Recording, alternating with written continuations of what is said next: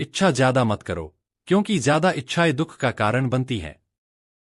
जब हम किसी चीज की अधिक अपेक्षा करते हैं और वह पूरी नहीं होती, तो निराशा होती है।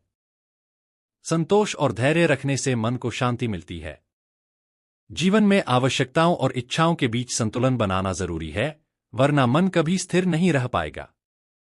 इच्छाएं स्वाभाविक होती हैं, लेकिन जब वे अत्यधिक बढ़ जाती हैं, तो असंतोष और बेचैनी का कारण बनती हैं। हर इच्छा पूरी हो, यह संभव नहीं है, और इसी असंभवता से मनुष्य दुखी होता है।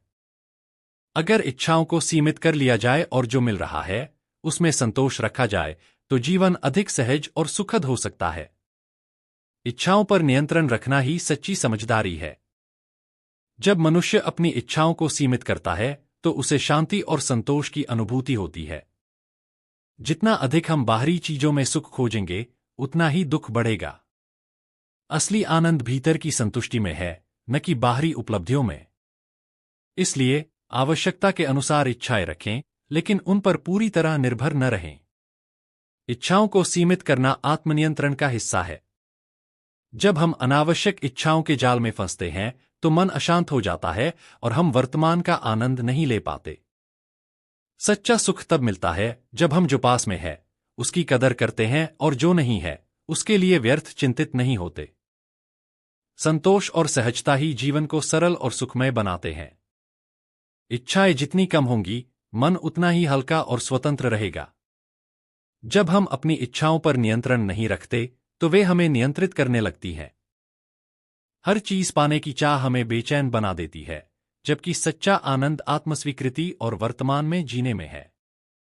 संतोष ही असली संपत्ति है, क्योंकि जो व्यक्ति संतुष्ट है, वही वास्तव में सुखी है। इच्छाओं को काबू में रखना एक कला है, जो धैर्य और समझ से आती है। जब हम हर चीज पाने की दौड़ में लगे रहते हैं, तो मन में अशांति बनी रहती है। लेकिन जब हम स्वीकार करना सीख जाते हैं कि हर इच्छा पूरी नहीं हो सकती, तो जीवन सरल हो जाता है। असली खुशी बाहरी चीजों में नहीं, बल्कि अपने भीतर की शांति में है। जितना कम चाहोगे, उतना ज्यादा पाओगे, शांति, संतोष और सच्चा सुख। इच्छाओं की आग कभी बुझती नहीं, बल्कि और भड़कती जाती है। एक पूरी होती है, तो दूसरी जन्म ले लेती है। यही कारण है कि जो व्यक्ति इच्छाओं के पीछे भागता है, वह कभी पूर्ण संतोष नहीं पा सकता। सुख बाहरी चीजों में नहीं, बल्कि मन की संतुलित अवस्था में है। जब हम अपनी आवश्यकताओं और इच्छाओं के बीच फर्क समझ लेते हैं, तभी वास्तविक आनंद की अनुभूति होती है। संतोष ही सबसे बड़ा धन है, क्योंकि जिसके पास संतोष है, उसे किसी और चीज की जरूरत ही नहीं पड़ती। इच्छाएं समुद्र की लहरों की तरह होती हैं, एक जाती है तो दूसरी आ जाती है। यदि हम इन्हें रोकने की कोशिश करें, तो संघर्ष बढ़ता है, और अगर हम इनके बहाव में बह जाए, तो खो जाते हैं। सही तरीका यह है कि हम अपनी इच्छाओं को पहचानें, लेकिन उन पर निर्भर न रहें।